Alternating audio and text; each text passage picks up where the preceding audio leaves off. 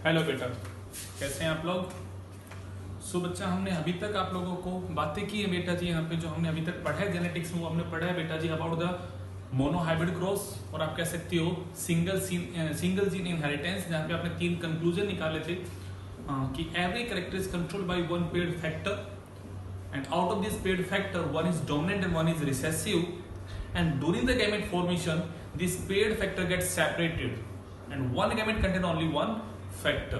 ये बातें आपने कर ली थी। फिर आपने लास्ट लेक्चर में बातें की है कि ये जो बातें इनमें सिर्फ यूनिवर्सली अगर कोई बात सही है तो सिर्फ एक बात है जो हर जगह लागू होती है, वो ये होती है कि पेयर्ड फैक्टर हमेशा बेटा जी सेपरेट हो जाते हैं during the gamete formation. But बाकी जो 2 बात थी बेटा जो गलत हो सकती है, वो हर जगह पर लागू नहीं होती। गलत तो नहीं कहूंगा मैं कहूंगा हर जगह पर लागू नहीं होती, वो यूनिवर्सली एक्सेप्टेड नहीं है। आपने स्नैपड्रैगन का एग्जांपल पढ़ा जहां आपने ये कहा कि वहां कंप्लीट डोमिनेंस नहीं, वहां पे इनकम्प्लीट डोमिनेंस का कंसेप्ट लगता है।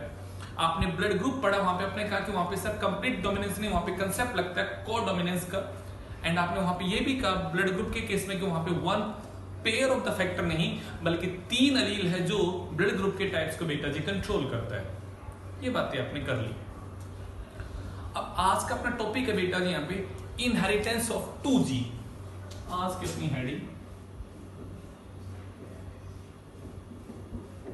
Inheritance of 2G। यह मैं सिंपल सरल भाषा में कह सकता हूं डाइहाइब्रिड क्रॉस।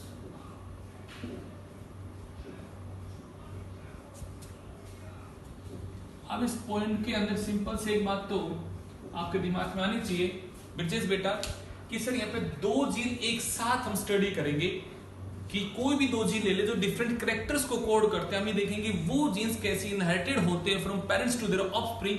तो हम यहाँ पे एक कैरेक्टर को नहीं बेटा जी 2 कैरेक्टर के इनहेरिटेंस को पढ़ने वाले हैं। तो मैं कहूंगा वहां पर 2 जीन्स कैसे फ्लो करेंगे हम उनकी बात करेंगे, और इसके बेसिस पे भी एक कंक्लूजन आता है। वो कंक्लूजन आता है बेटा जी यहाँ पे लॉ ऑफ इंडिपेंडेंट असॉर्टमेंट। वो क्या होता है क्या नहीं होता है उसको हम समझेंगे यहाँ पे। तो चलिए हम एग्जांपल लेते हैं। मेंडल जी जब एक्सपेरिमेंट को परफॉर्म करते थे उन्होंने क्या किया, एक पी का प्लांट लिया जो बड़ा है और उसके जो सीड है बेटा जी वो है राउंड। एक दूसरा पी का प्लांट लिया जो हाइट में छोटा है और उसके सीड है बेटा जी रिंकल्ड। उसने इनके बीच में करा दी बेटा जी क्रॉसिंग। तो उसने देखा F1 जनरेशन के अंदर जो भी प्लांट आते हैं वो सारे के सारे बेटा जी बड़े हैं, ऑल आर टॉल, एंड सबके जो सीड है बेटा जी वो राउंड है, all toll with round seed. अब ये बात तो मेरे दिमाग में क्लियर हो जानी चाहिए कि सर अगर हम जब इन तरह के 2 प्लांट की क्रॉसिंग कर रहे हैं और यहाँ पे F1 के अंदर सारे बड़े और सारे राउंड है, मतलब ये बात तो प्रूव हो गई कि यहाँ पे टॉल और राउंड डोमिनेंट है और ड्वार्फ और रिंकल्ड यहाँ पे क्या है रिसेसिव है। अब उन्होंने क्या किया, इन 2 प्लांट का क्रॉस किया। उसने क्या देखा, मैक्सिमम प्लांट टॉल आते हैं और राउंड आते हैं। ये वही लाइन है जो आपने वहां पे कहा था कि भाई डोमिनेंट कैरेक्टर के लोग ज्यादा हैं तो वैसी चीज उसे यहां भी दिखाएगी। कुछ प्लांट है जो छोटे हैं और उनके सीड रिंकल्ड है, बट इनके अलावा उसे 2 चीज और भी दिखाएगी। क्या दिखाई दी बेटा जी, tall plant with wrinkled seed and dwarf plant with round seed. ये 2 बदलाव भी आए। उसने कहा भाई यहां तो प्लांट टॉल और राउंड सीड का था, यहां टॉल और राउंड का है, समझ में आती है बात। टॉल और रिंकल्ड है यहां, नहीं सॉरी ड्वार्फ और रिंकल्ड है यहां, ड्वार्फ और रिंकल्ड आ रहा है रोमनित, समझ में आ रही है बात। बट ये 2 कैरेक्टर तो यहां थे ही नहीं, फिर ये 2 कैरेक्टर कैसे आ गए, ये बदलाव कैसे आ गया, ये वेरिएशन कैसे आ गया। दिमाग घूमा कि भाई जब हम 2 जीन्स को साथ साथ पढ़ रहे हैं तो जो कैरेक्टर हमने सिलेक्ट किए थे पेरेंट में उनसे अलग भी कैरेक्टर शो हो रहे हैं भैया जी, वो मिक्सअप हो रहे हैं। तो ये कैसे पॉसिबल होता है, उसने इस बात को डिफाइन किया by giving a another conclusion or a different law that is known as law of independent assortment. उसने एक लॉ दिया बेटा, जो लॉ का नाम था यहाँ पे लॉ ऑफ इंडिपेंडेंट असॉर्टमेंट, और उसने कैसे दिया, क्या दिया, उसकी बात को समझते हैं यहाँ पे।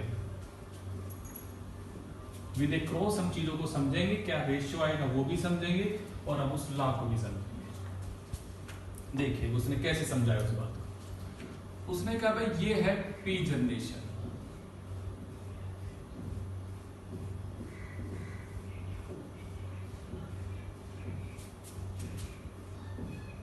ये मेल प्लांट है जो है टोल विद राउंड सीड।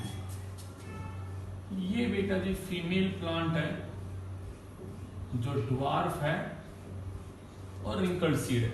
अब जीन सिंबल मैंने आपसे एक प्रीवियस वीडियो में बता दिया है बेटा जी, यहाँ पे जो भी डोमिनेंट कैरेक्टर है उसका बेटा जी फर्स्ट लेटर ले रहे हैं, उसे मैं कैपिटल लिख रहा हूं तो वो डोमिनेंट है, और उसे मैं स्मॉल लिख रहा हूं तो वो रिसेसिव है। राउंड डोमिनेंट है तो मैंने आर लिखा वो कैपिटल, और स्मॉल आर बेटा जी यहाँ पे रिसेसिव। चलिए अब आपने कहा सर यहाँ पे बनेंगे गैमीट। मैं कहूंगा बिल्कुल बेटा, जो गैमीट बनने का रूल क्या कहता है, ये पेड़ फैक्टर अलग अलग होंगे, ये पेड़ फैक्टर अलग अलग होंगे, तो मैं कहूंगा इस प्रकार से गैमीट बन गया। ये पेड़ फैक्टर अलग अलग होगा, ये पेड़ फैक्टर अलग अलग होगा, बिल्कुल इसके साथ आ गया ये, तो ये बन गए बेटा जी गैमीट। सर अब पैदा होती है यहाँ पे F1 जनरेशन। सर यहां से T आया, यहां से स्मॉल t आया, यहां से कैपिटल आ रहा है, यहां से स्मॉल आया। तो देखिएगा ये T डोमिनेंट है तो मैं कहूंगा टोल, ये R डोमिनेंट है तो मैं कहूंगा कैसा होगा यहाँ पे, तो आप कहोगे सर टोल और राउंड। आपने कर दिया यहाँ पे इनके बीच में सेल्फ इन, तो आपने कह दिया सर हमने यहाँ पे इस एक हेटेरोजाइगस प्लांट की क्रॉसिंग कर दी बेटा जी, इसी टाइप के दूसरे प्लांट के साथ में हमने क्रॉसिंग कर दी। तो अब क्या होती है बात को समझना है, गैमीट फॉर्मेशन को समझना। यहां पे मैं लिखता हूं बेटा जी लॉ को समझना, लॉ ऑफ इंडिपेंडेंट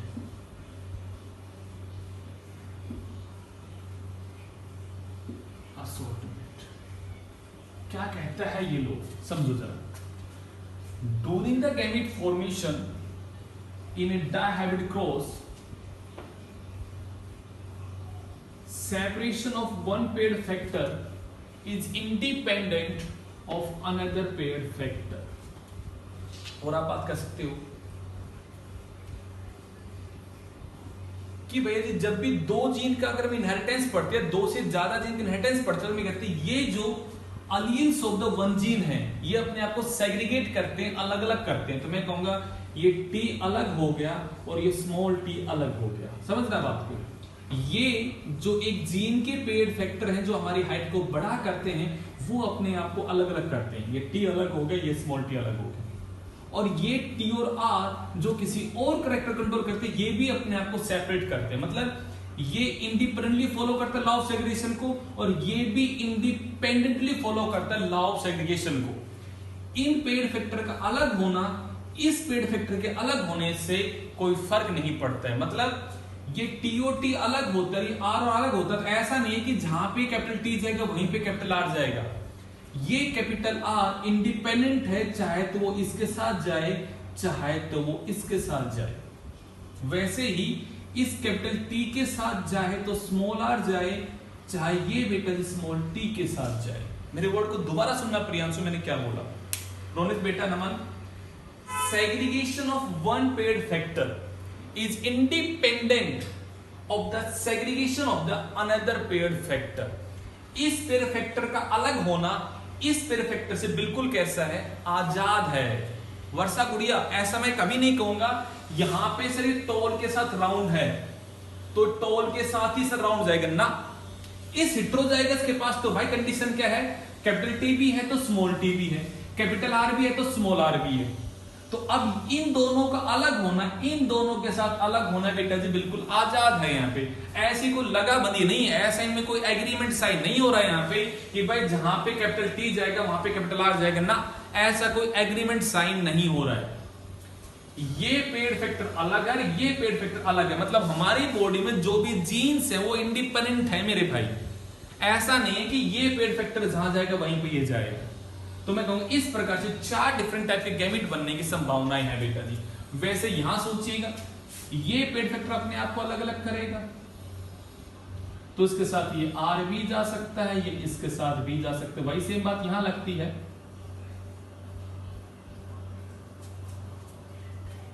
ये कहानी है बेटा जी। इंडिपेंडेंट लॉ को समझो क्या कहता है। Independent assortment, assortment of one gene pair, और मैं कहूंगा assortment of alleles of one gene is independent of the alleles of the another gene। या मैं कहूंगा alleles of one gene independently assort into the gamete without the effect of the alleles of the another gene।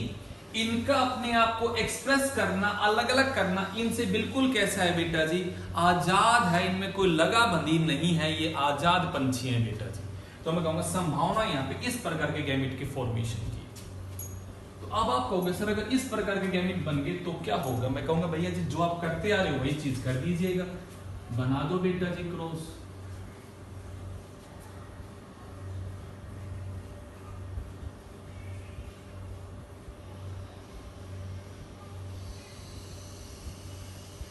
ये बेटा जी आप cross बना दिया आपने, ऐसे टेबल बनाया।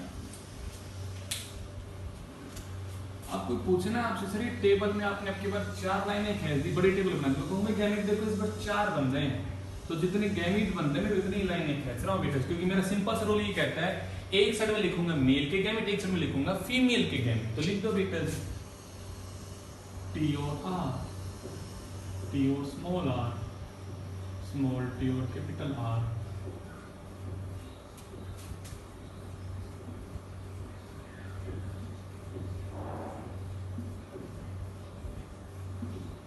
कर दो क्रॉस, देखो जरा क्या आता है क्या नहीं आता, आपके सामने रिजल्ट आएगा। ये भाई पोलंग्रेन है, ये जैसे आपने कह दिया भाई ये मेल के गैमीट है, ये फीमेल के गैमीट, तब करो इनकी क्रॉसिंग बेटा जी, टी टी आर आर। आप चाहे तो वीडियो को पॉज करके खुद बेटा जी क्रॉस को बना के देखो, ये देखो मेरे भाई मेरे आंसर के साथ आपका आंसर मैच करता है या नहीं करता है। यहां से आ गया कैपिटल टी, वहां से आ गया स्मॉल टी, यहां से आ गया कैपिटल आर, वहां से आ गया स्मॉल आर। कैपिटल टी, पहले मैं ये लिख लेता हूं, capital T small T, capital T small T, capital R small R, capital R capital R, capital R small R, capital T capital T, capital T small T, capital T small T, small R small R, capital R small R, small R small R, capital T small T, capital T small T, capital R small R, small R small, ठीक है। ठीक है देखो small T capital R, small T capital R small R, small T capital R small R, small T small R small R. देखो बेटा जी T भी dominant है, आर भी, तो मैं कहूँगा ये होगा टॉल और राउंड, टी और आर तो मैं कहूँगा ये होगा टॉल और राउंड, टी और आर तो होगा टॉल और राउंड, टी और आर तो होगा टॉल एंड राउंड। यहाँ देख सकते हैं टी भी है और कैपिटल आर भी है, तो टॉल और राउंड होगा, टॉल होगा राउंड होगा। देखो देखो डोमिनेंट एलील है बेटा जिनके पास में, टी भी होगा आर भी होगा,